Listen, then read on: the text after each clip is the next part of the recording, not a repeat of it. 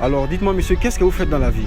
Alors avant de m'étendre sur ce que je fais, j'aimerais me présenter. Je suis Joanie Goutou, jeune entrepreneur gabonais, fondateur de la marque de jus de fruits Jiret, infographe et créateur de contenu.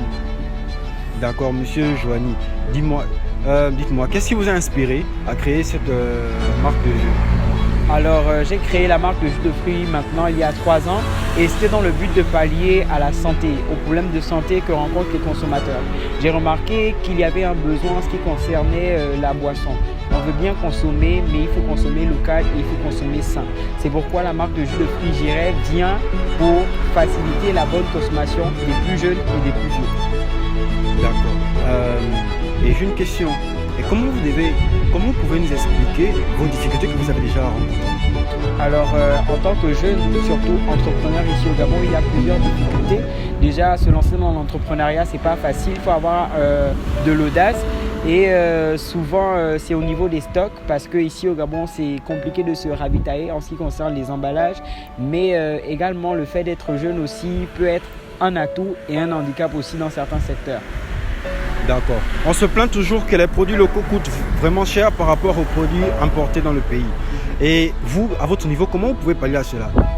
Alors déjà c'est une plainte assez récurrente, c'est vrai, mais il faudrait savoir que la cherté de certains produits, c'est dû au fait que les emballages ne soient pas forcément accessibles aux commerçants. Du coup, lorsqu'ils viennent, déjà les emballages sont assez coûteux. Du coup, ça se répercute tout simplement dans le prix de vente des produits.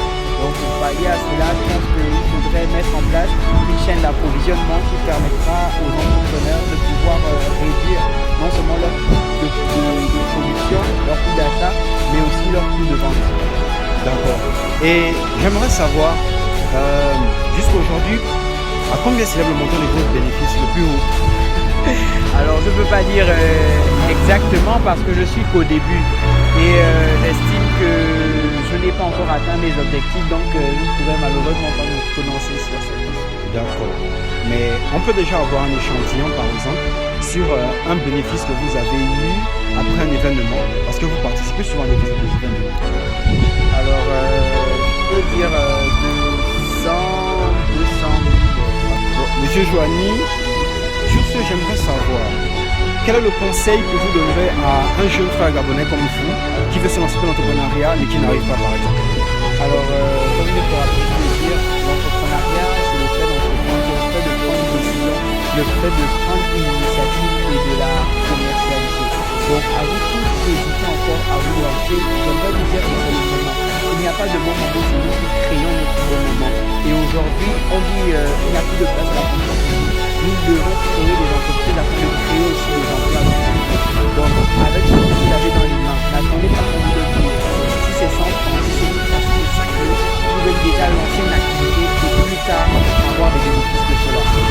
D'accord. Et là encore, j'ai une dernière question. Alors, monsieur Joanie, on dit qu'au Gabon, nous ici, nous sommes xénophobes.